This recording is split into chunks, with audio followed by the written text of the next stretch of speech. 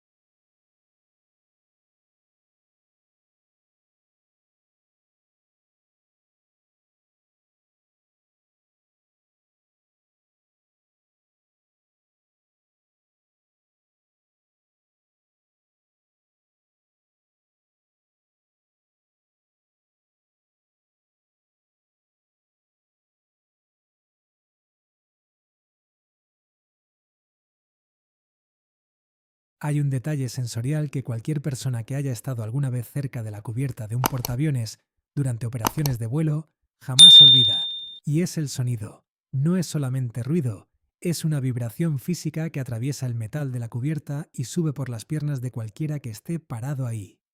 Un rugido que mezcla el silbido agudo de los motores a máxima potencia con el estruendo grave y sordo de la catapulta, liberando toda su energía acumulada en menos de 2 segundos. Los tripulantes de cubierta, esos hombres y mujeres que trabajan a centímetros de aviones que están a punto de ser disparados literalmente al cielo, usan cascos con protección auditiva reforzada y aún así terminan sus turnos con los oídos zumbando. Y en medio de todo ese caos organizado, el piloto dentro de la cabina siente cómo su propio cuerpo se convierte en un instrumento más del despegue, empujado hacia atrás con una fuerza que le saca el aire de los pulmones durante una fracción de segundo antes de que el avión tome el control total de la situación. El bautismo de fuego real del Hornet llegó apenas 3 años después de entrar en servicio, en 1986, durante los enfrentamientos aéreos entre Estados Unidos y Libia sobre el Golfo de Sidra, un episodio que se convirtió casi en un ensayo general de lo que vendría después.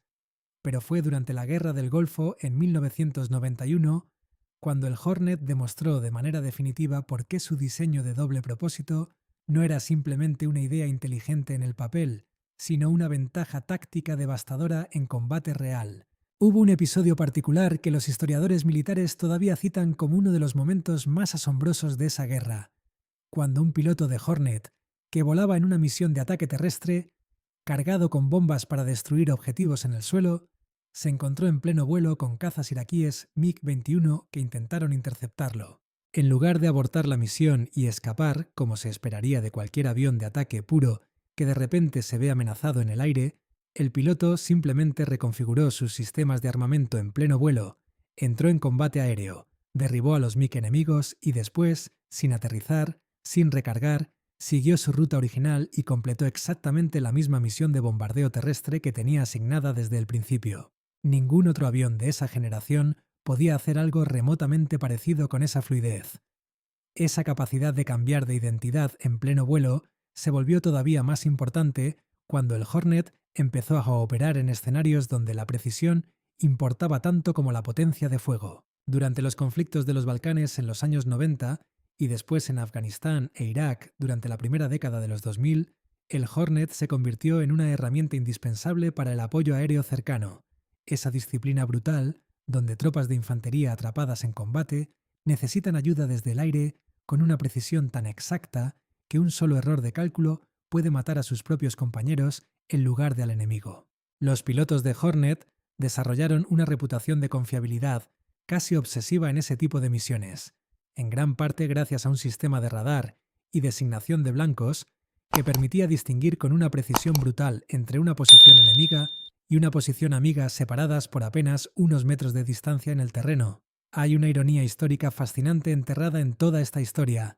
y es que el diseño original del IF-17 que Northrop presentó en los años 70 terminó perdiendo la competencia principal de la Fuerza Aérea frente al F-16, un avión que hoy es uno de los cazas más producidos y exportados del planeta. Pero esa misma tecnología, rechazada por un lado del ejército estadounidense, encontró en la Marina un hogar donde terminó evolucionando hasta convertirse en una de las plataformas de combate naval más exitosas de toda la historia de la aviación militar, con miles de unidades construidas entre todas sus variantes y usado por al menos una docena de fuerzas aéreas alrededor del mundo, desde Canadá hasta Australia, desde España hasta Finlandia. El avión que perdió el concurso terrestre terminó ganando la guerra en el mar. La popularidad del Hornet también tiene una dimensión completamente distinta que va más allá del combate, y es su papel como estrella absoluta de los Blue Angels, el escuadrón de acrobacias aéreas más famoso de la Marina de Estados Unidos. Millones de personas alrededor del mundo han visto alguna vez, en persona o en video, esas formaciones perfectas de Hornets volando a apenas metros de distancia entre sí, ejecutando maniobras que desafían toda lógica de seguridad aérea convencional, cruzándose en el cielo a velocidades donde el margen de error se mide en centímetros y milisegundos. Ese papel cultural convirtió al Hornet en algo mucho más grande que una simple máquina de guerra. Lo transformó en un símbolo reconocible instantáneamente por gente que jamás ha pisado una base militar en su vida, la imagen misma del poder aéreo naval estadounidense proyectada hacia el resto del mundo. Pero detrás de todo el espectáculo y de todas las estadísticas de combate, hay una realidad mucho más silenciosa y mucho más peligrosa que define la vida diaria de cualquier piloto naval, y es el aterrizaje. Si el despegue desde un portaaviones es violento, el aterrizaje es directamente aterrador, y los propios pilotos lo describen sin ningún tipo de exageración como una caída controlada. El avión se aproxima a la cubierta a una velocidad mucho mayor que la de un aterrizaje convencional en tierra firme, porque necesita mantener suficiente potencia para poder abortar el aterrizaje y volver a despegar en cuestión de segundos si el gancho de cola falla en engancharse a alguno de los 4 cables de frenado tendidos sobre la cubierta. Ese procedimiento de emergencia tiene un nombre que los pilotos usan con un respeto casi reverencial, se llama Volter, y sucede 500 veces más seguido de lo que la mayoría de la gente imagina, incluso entre los pilotos más experimentados de la flota. El piloto tiene que aproximarse a una cubierta que se mueve constantemente con el oleaje del mar, de noche muchas veces, con visibilidad reducida, calculando en fracciones de segundo el ángulo exacto de descenso, mientras un oficial en la cubierta, el famoso oficial de aterrizaje, le da correcciones por radio casi en tiempo real. Un error de apenas unos metros puede significar la diferencia entre un aterrizaje perfecto y estrellarse directamente contra la parte trasera del barco. Esa combinación brutal de despegues violentos y aterrizajes que rozan constantemente el desastre es la razón por la cual, dentro de toda la aviación militar mundial, los pilotos navales que vuelan desde portaaviones son considerados entre los más hábiles y los más nerviosamente resistentes de todo el planeta, y el Hornet fue diseñado desde el primer bosquejo para ser lo suficientemente resistente estructuralmente como para soportar ese castigo repetido, aterrizaje tras aterrizaje, durante toda una carrera operativa que en algunos casos superó las 20 y hasta las 30.000 horas de vuelo acumuladas por avión. Una cifra de resistencia estructural que muchos ingenieros de la época consideraban directamente imposible de alcanzar para un avión que se golpea contra una superficie de acero cientos de veces a lo largo de su vida útil. El propio Hornet no se quedó estático con el paso de las décadas. A comienzos de los años 2000 llegó una evolución mucho más grande, más pesada y más potente conocida como Super Hornet, que prácticamente reinventó el avión desde cero mientras conservaba su nombre y su silueta reconocible, incorporando un fuselaje más grande capaz de cargar más combustible y más armamento, motores más potentes y sistemas electrónicos de una generación completamente distinta. Esa evolución constante es exactamente la razón por la cual, más de 40 años después de su primer vuelo, la familia completa del Hornet sigue siendo la columna vertebral operativa de la aviación de combate naval de Estados Unidos,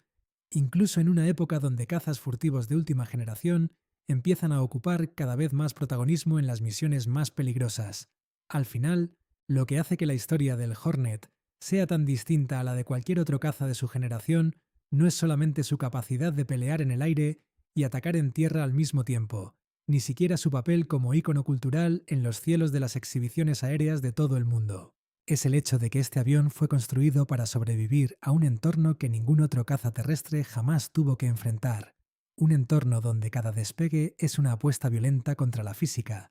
donde cada aterrizaje es literalmente una caída calculada al borde del desastre, y donde el océano abierto no perdona ni un solo error mecánico. El Hornet nació de un diseño que otro programa militar rechazó. Encontró su verdadero propósito en el lugar más hostil posible para volar, y terminó convirtiéndose en la prueba definitiva de que a veces la mejor máquina de guerra no es la que domina el cielo desde una base segura en tierra firme, sino la que aprende a despegar, pelear y regresar viva desde la cubierta que se mueve de un barco perdido en medio del océano.